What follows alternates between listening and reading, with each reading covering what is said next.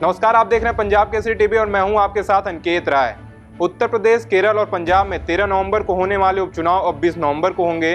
त्योहारों को वजह से चुनाव आयोग ने वोटिंग को एक हफ्ते के लिए टाल दिया है। केंद्रीय चुनाव आयोग ने 14 विधानसभा सीटों पर होने वाले उपचुनाव की तारीखों में बदलाव कर दिया है, जिसमें 9 विधानसभा सीटें उत्तर प्रदेश से, 4 पंजाब और 1 केरल से हैं। चुनाव आयोग के मुताबिक इन 14 विधानसभा सीटों पर 13 नवंबर की जगह 20 नवंबर को मतदान होंगे, जबकि मतगणना 23 नवंबर को ही होगी। उपचुनाव के तारीखों में बदलाव के बाद यूपी में सियासत शुरू हो गई है। चुनाव की तारीख क्या बदली, यूपी के राजनीति में हाहाकार समझ गया। तारीख बदलने के बाद यूपी में सरकार को घेरने लगी। यूपी में समाजवादी पार्टी के मुखिया अखिलेश यादव ने अपने ट्विटर पर ट्वीट करते हुए लिखा कि टालोगे तो और बुरा हारोगे।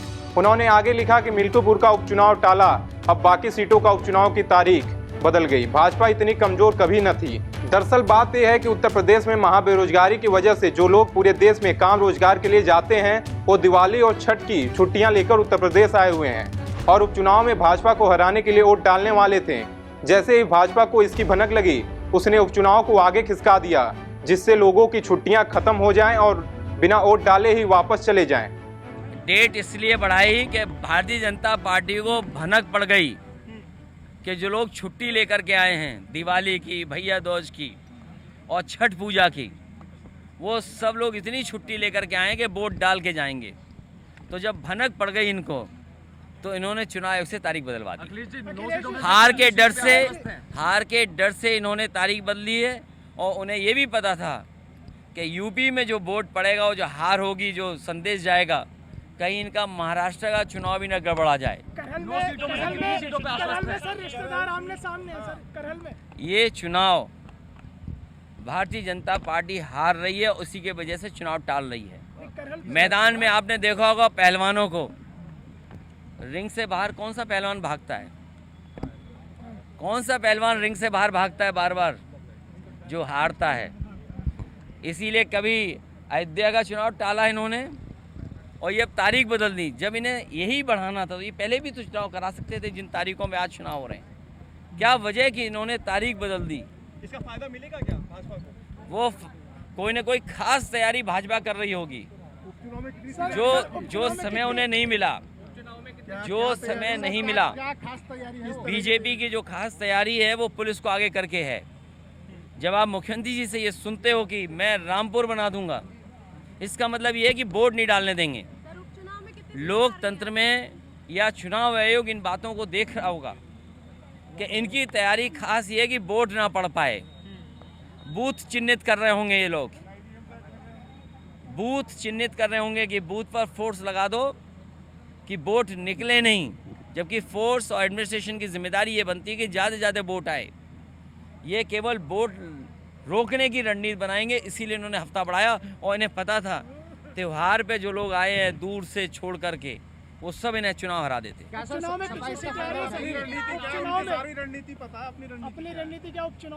हमारी रणनीति साफ है, बूथ पे काम करिए। और आज हर वर्ग इनके खिलाफ है। व्यापारी जीएसटी से दुखी है। ये जो गरीब महंगाई का सामना कर रहे हैं, वे केवल गरीब के सामने संकट नहीं है। ये जो मल्टी स्टोरी बिल्डिंग में रह रहे हैं, इनको भी महंगाई का असर पड़ रहा है। और जितना भी जीएसटी से व्यापारी परेशान है, शायद इतना कभी व्यापारी परेशान नहीं रहा होगा। 9 सीटों में कितनी सीटें सर? 9 में 9। ठीक है। करहल पे आपने जवाब नहीं सर। करहल देखिए, आपको ये बीजेपी से पूछना चाहिए कि जो लोग परिवारवादी आरोप लगाते थे, वो कहाँ रिश्तेदारवादी में फंस गए, जिन्हें प्रत्याशी नहीं मिला। और मैं आज कह के जा रहा हूँ आपसे, अभी तक की सबसे बड़ी जीत और सबसे बड़ी हार आप करहल विधानसभा से देखोगे।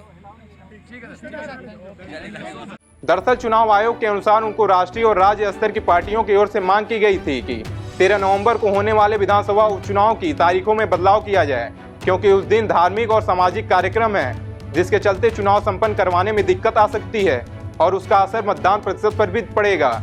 उत्तर प्रदेश की जिन सीटों पर उपचुनाव की तारीखों में बदलाव हुआ है, वो हैं गाजियाबाद, फूलपुर, खैर, कटेहरी, करहल, मीरापुर, मझगांवा, सीसामऊ और कुंदरकरी। इनमें से 8 सीटों पर लोकसभा चुनाव में अपने विधायकों के सांसद चुने जाने के बाद खाली हुई थीं, जबकि सीसामऊ सीट पर सपा विधायक इरफान सोलंकी की अयोग्यता के कारण उपचुनाव हो रहा है। जिन्हें एक आपराधिक मामले में दोषी ठहराया गया था। हालांकि उत्तर प्रदेश में 10 विधानसभा सीटों पर उपचुनाव होना है, लेकिन अयोध्या की मिल्कीपुर सीट पर उपचुनाव की तारीखों का ऐलान नहीं किया गया है। चुनाव आयोग की तरफ से उस दौरान जानकारी दी गई थी कि इसका मामला अदालत में लंबित है। हालांकि वह मामला अदालत से वापस लिया जा चुका है, लेकिन फिर भी चुनाव आयोग ने तारीखों का ऐलान नहीं किया, क्योंकि पहले ही चुनाव का शेड्यूल जारी हो चुका था। इसलिए उत्तर प्रदेश की मिल्कीपुर विधानसभा सीट पर चुनाव की तारीख नहीं आई है। चुनाव आयोग के इस फैसले के बाद सियासत खूब हुई। केंद्रीय चुनाव आयोग ने महाराष्ट्र और झारखंड विधानसभा सीटों के अलावा 48 विधानसभा सीटों और 2 लोकसभा सीटों पर उपचुनाव की तारीखों का ऐलान किया था। यह उपचुनाव 13 नवंबर और 20 नवंबर को होने वाले थे। इन सभी सीटों पर मतगणना 23 नवंबर को ही होगी। फिलहाल अभी के लिए इतना ही। बाकी देश दुनिया के तमाम खबरों को देखने के लिए देखते रहिए पंजाब केसरी टीवी। हमसे जुड़े रहने के लिए हमारे YouTube चैनल को सब्सक्राइब करें और नई वीडियो की नोटिफिकेशन के लिए बेल आइकॉन को दबाएं।